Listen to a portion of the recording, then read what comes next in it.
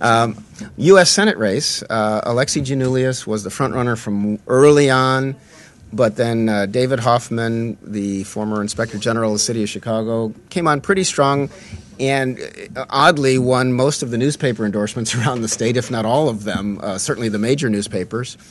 But didn't have as big an ad campaign or as much goodwill as Alexei Giannoulias had generated, and so came up short. And Giannoulias ended up winning something like 39% of the vote to 34% for Hoffman, and then there were two other candidates behind that. Cheryl Jackson, well known in Springfield as spokeswoman for Rod Blagojevich, got about 20%, at least at one point in the evening. Yeah, with 98% of the vote counted. But and Mark Kirk on the Republican side did what everybody thought he would do all along, which is just run the field, even though there were like five other candidates, all more conservative than Mark Kirk, because Kirk is, for example, pro-choice on abortion. But he, was an early, easy winner of that. Is he going to have an easy time over Alexei Giannoulias in the fall, or is this going to be a pitched battle? Yeah, I think you'll see things build. We may get into a gap here, especially if people are focused on governor, lieutenant governor, comptroller, some of these other races where, since there are pretty clear winners in U.S. Senate, it sort of dies away for a little bit. But I think, especially come summer and fall, you'll see that race heat up greatly because, that's Barack Obama's old seat. So Democrats want to keep that, right, if at all possible. Yeah, to people in Springfield, I think the governor's race is the most important thing because what does it mean for the 17,000, used to be 20,000 people in town that work for the state? Yeah. Who will be the boss? What will be the direction? Will there be more taxes? But nationally, with the 41 Republicans in the United States Senate, very close to, they only had 40 until Scott Brown just won his race in Massachusetts. This is a very important seat. Now, Alexei Giannoulias, there were some controversies that came up, built kind of during the race, and Hoffman tried to exploit them, including that the bank that Giannoulias' family owns in Chicago, Broadway Bank, had made some loans to like a mob figure.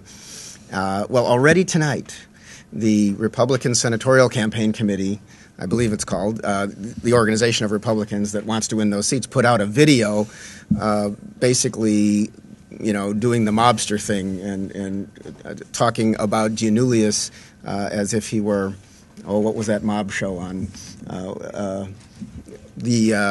Anyway, one of the, gangster stuff. Sopranos. The Sopranos, yes. In fact, The Sopranos was in the headline of what they were saying in this film. And it's an early indication that this is going to get pretty nasty. Yeah, there's no doubt about it.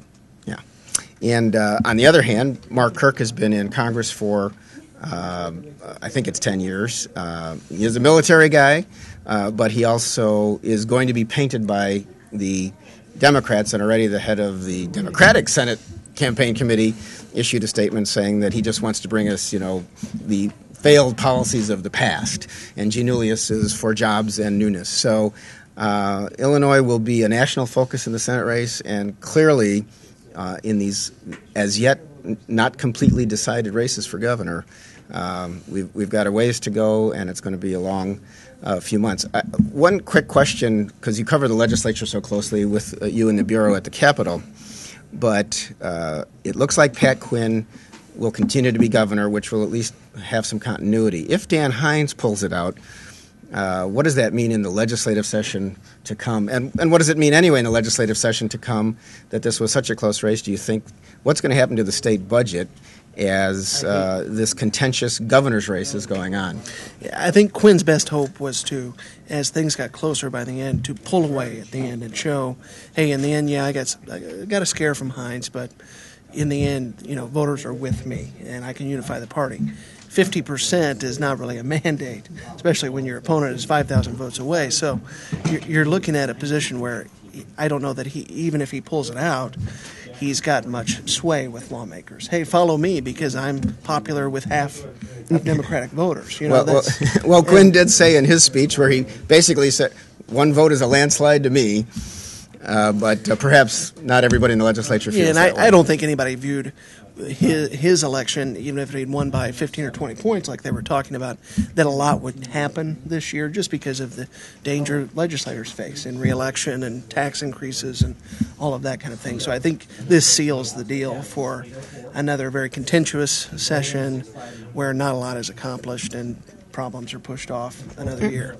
All right, there are some other races yet to be determined, including the Democratic one for comptroller, where State Representative David Miller of Linwood in the south suburbs and is slightly ahead of Raja Krishnamurthy, a Peoria native who lives in the suburbs.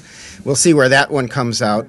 But perhaps to finish this evening, very interesting situation with both parties' races for lieutenant governor. Again, the central party organizations, Democrat and Republican, did not slate, like at least the Democrats used to, and say, this is our candidate. So you had 6 candidates running on each side.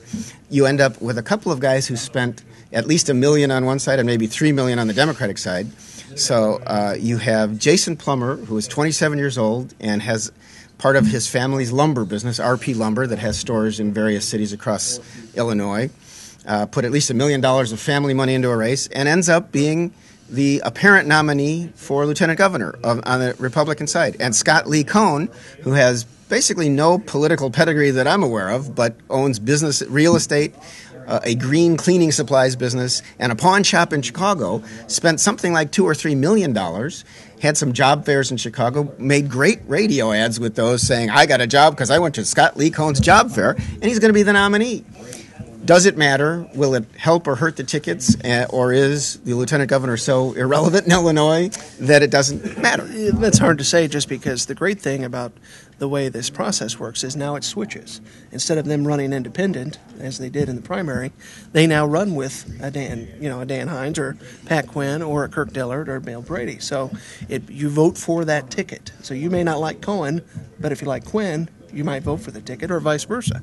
And we'll see how those dynamics play out and how these guys that in some cases may not even know each other, have met each other. I think that's possible.